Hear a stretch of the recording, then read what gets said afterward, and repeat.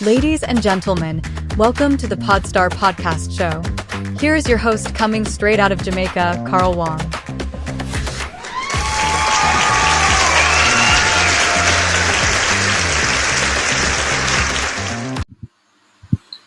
Hi guys, and welcome back to another episode of the Podstar podcast. Today's topic is one that affects us all: stress. This question comes from one of our viewers, Susie T from California. Susie asks, how can we deal with stress? Well, Susie, you're not alone in wondering about this. Stress is something we all experience, but understanding its effects and how to manage it can greatly improve our quality of life. Now, let's start by delving into the scientific research on stress. First, what exactly is stress, and how does it impact our daily lives? Scientific research says stress is the body's response to any demand or threat. When we encounter stressors, whether they are physical, emotional, or even environmental, our bodies release hormones like cortisol and adrenaline, gearing us up for action. This physical response is often referred to as the fight or flight response. And as I would say, it's your body performing to fight the problem or run away from the problem. Now you might be asking yourself, how does this response manifest in our daily lives? To conclude, scientists' research says stress can manifest in various ways, including physical symptoms like headaches, muscle tension, and digestive issues, as well as emotional symptoms such as anxiety and depression.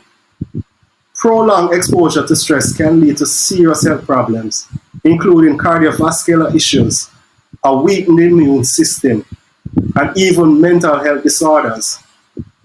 So guys, perhaps you have experienced some of these symptoms in your lives, like struggling to concentrate at work, during anxiety, or feeling constantly fatigued from the pressure of daily life.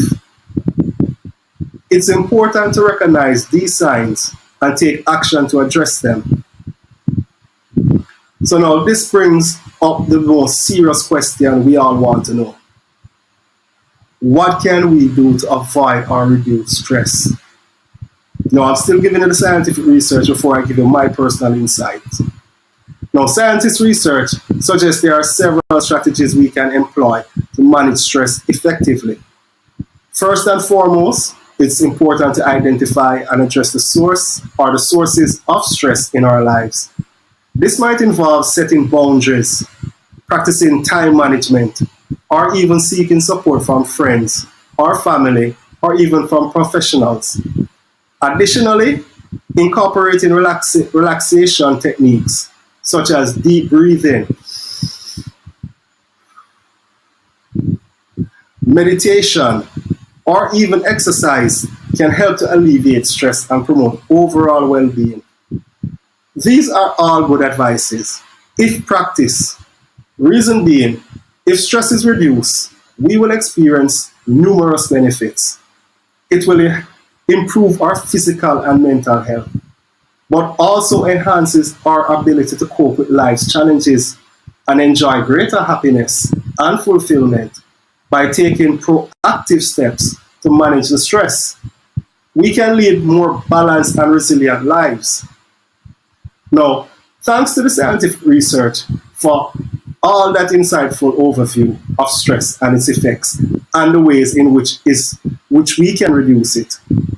But I'd also like to thank Susie T from California for sparking this important conversation today. And now it's time for me to share my own thoughts and insights on the topic. My personal insights on stress is something that can definitely bring you down to the ground. When we talk about mental problem, we're talking about situations like depression. We're talking about the anxiety. We're talking about you can't feel still and at ease because you're all over the place. Your mind is thinking, how can I solve this problem? How can I solve that problem? We're thinking about 10 different problems at once. And little did we know, sometimes those 10 problems that we're going through They're all out of our hands. All we can do is take care of us. And by law of God, you take care of yourself and you will be able to take care of these problems. But we letting these problems take control of us.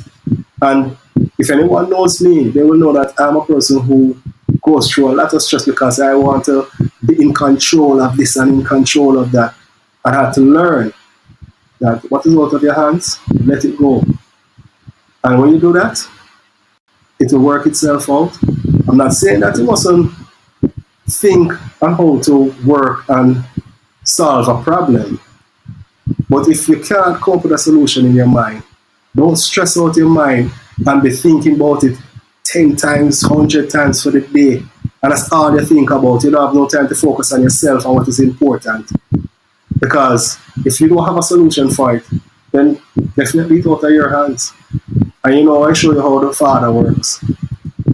Probably later in the day or probably tomorrow you wake up, a thought just coming to your mind with the answer. And you say, all right, let me do that. And as you do that, the problem solved. So this is stress. As we say, it can be a very detrimental thing. And once it affects your mind, it's going to affect your physical body because now, because you're stressed out, you're not eating. So you're not eating, and when you're not eating, what happens to you? Your body fully can't function. So your body starts dissolve.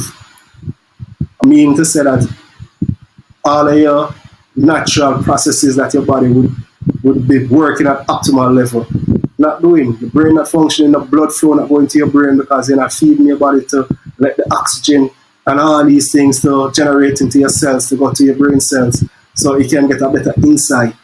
So stress is not just a problem. It's something that is, you could call it a hereditary disease because all of us inherit that disease. I don't know anybody that doesn't have stress. But it's who are going to reduce the stress level that they have till it reaches to a point that it don't look like they have any stress. Everybody has stress. I remember this, let me tell you this. The richer you are, the more stress you have. Even though we're poor, you know, we say we can't pay the light bill, we can't pay the water bill, we can't buy food. And we say, oh, we're stressed out. And you know, a rich man will say, oh, you can't pay those things, so I'm all right. But you have to remember this. To keep those money and those luxury, you have to go through a whole heap of risk-taking, which is a whole heap of stress. Because one missing miss, and he's dead broke. So, don't look at others and think, oh, your situation, you're the only one with stress. So, stress is something that all of us have. It's not like certain sicknesses is only some people get it, like diabetes or cancer or this or that. Stress like everybody. So it's something we all have to take focus on and try to practice these things that with these techniques that we gave from the scientific research about meditation, deep breathing. And deep breathing is a very powerful one too, you know. Because say you're caught into a situation that is very stressful. If you focus on your breath, and I learned this like last night, when you're taking in oxygen, when you're inhaling, and you inhale for 3 seconds, you exhale for around 4 to 5 or 6 seconds. So you exhale longer than you inhale. So you go, and the longer you take to exhale, is to feel the tension being released from you. You try it. Don't just take my word for it. I want you guys to try it and tell me if you don't think this works. Because I'm giving things off of my experience, as well as I'm giving you the scientific research that I've researched and studied. So all of us can be better informed. Because the aim of the show is to empower each and everybody. And that's all I try to do. And that's why I encourage all of you. Leave your comments. Let us know what you use or what is your practice of reducing your stress in your everyday life. So we can share it with the rest of listeners on the podcast. Write in the comment section, because I'm sure you go through stress as well. What do you use? What do you practice to reduce your stress on a day-to-day basis? And if you don't have any technique that you use, We just offered some to you that you can now start practicing and see if you can reduce the stress from out of your life. Don't let anything take you out. We need to be working at optimal levels, but we need everybody as a collective. Share your views so we can help those who don't know. And you can even enlighten me and show me a different point of view on this so I can see through a different perspective. So I need you guys to follow the channel, follow the podcast on Spotify and also on YouTube. And I need you guys to follow it and support it. We need to grow 500 subscribers on YouTube so we can get monetized, so we can have this product putting out. Because remember, it takes work and it takes time. And all I'm trying to do is to empower all of you so we all can be empowered and not need anything or anyone, because we have the power inside of us. We just need someone to show us and give us the guidance. And I'm also asking anyone who likes to be on the show with their question that they're asking, whatever the question is, from it's something that they ask every day, I'm sure someone else is asking themselves the same question. Send me a message. Write it in the comment section. I'd like to be a part of the show. I have my question that I'd like to discuss on the show, and we can discuss it together, because I will have a live show one day where we're going to do all of this. I have you guys giving us your perspective, your point of view on this, and then we can come to a conclusion of what is the best thing for whichever question is asked. So please go check me out on Spotify, check me out on YouTube, like, share and subscribe, and don't forget to set your comments, because we need those comments. And it was a pleasure having you guys here for this second episode of Podstar Podcast. So my name is Carl Wong. I truly appreciate you as a listeners, and I hope to see you next time when we get to another topic. Let us know what your question is so we can put that as the next topic. You take care, stay healthy, stay informed, and keep seeking empowerment. Take care.